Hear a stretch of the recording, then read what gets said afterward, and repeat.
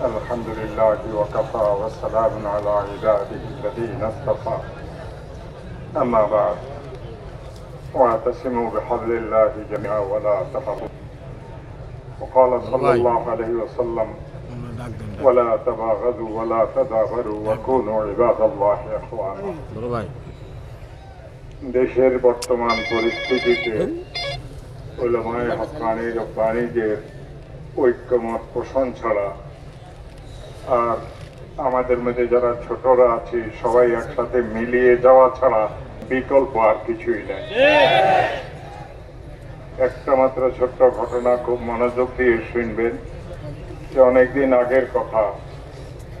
আমি হযরত মাওলানা সঈদ আহমদ পালানপুরি এবং সন্দীপের হুজুর রহমতুল্লাহ আলাইহি তিনজন হরম শরীফে ঢুকতেছিলাম। আমি একটা আদব শিখলাম সেই দিন।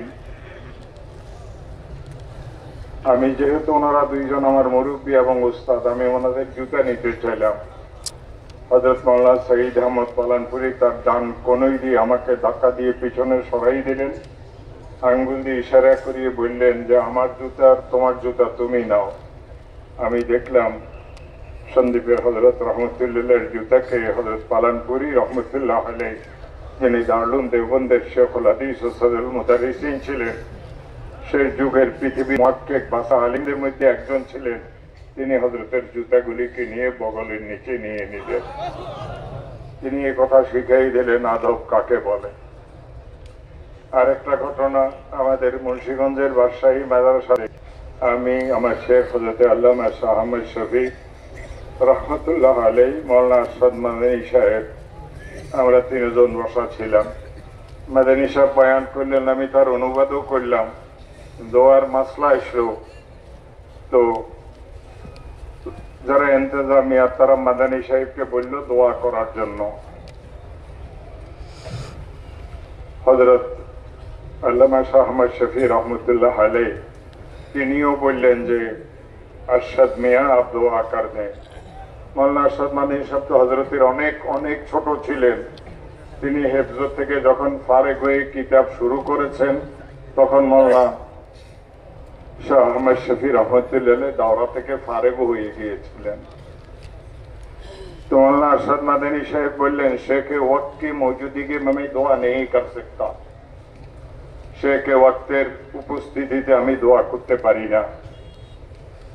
তো হযরত মাওলানা শাহ আহমদ শফি রহমতুল্লাহ আলাইহি অনেক জোর দিলেন, কিন্তু তিনি দোয়া করলেন না। শেষ পর্যন্ত হাটাদের হুজুর দোয়া করলেন। আরশাদ মাদানী এই কথা বুঝাই দিলেন বড়দের আদব কিভাবে করতে হয়।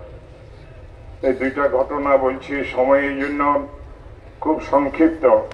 হযরত থানভী এবং মাদানী রহমতুল্লাহ আলাইহির একাধিক ঘটনা আছে, যে ঘটনাগুলি আমাদেরকে সাহাবাদের যুগকে স্মরণ করায় দেয়। আজ আমাদের কাছে সবকিছু আছে, আমাদের সংখ্যাগরিষ্ঠতা আছে, কেবল আমাদের মনের মিল আর ঐক্যতা নাই। এই দুই জিনিস যদি হয় তো উলামায়ে কেরামদের এই গণজোয়ারকে দুনিয়ার কোন ক্ষমতা ঠেকাই রাখতে পারবে না। আমার প্রিয় ভাইয়েরা, ইসলামী হুকুমতের দরকার, আর এর জন্য অন্তরায় কেবল তিন সম্প্রদায়ের লোক। ওয়াহাল আফসাদাদ্দিন ইল্লাল মুলুক। যুগে যুগে ক্ষমতাসীন যারা ছিল, ইসলামের বিরুদ্ধের ক্ষমতার লোকেরা, তারা ইসলামকে নিচু করার অপচেষ্টায় লিপ্ত ছিল। ওয়া উলামা উসুইন, যুগে যুগে দুনিয়াদার মৌলবীরা ওই ক্ষমতাসীন লোকদের চাটুকারিতা করতে গিয়ে উলামায়ে হক্কানি রব্বানীদেরকে দাবাই রেখেছিল।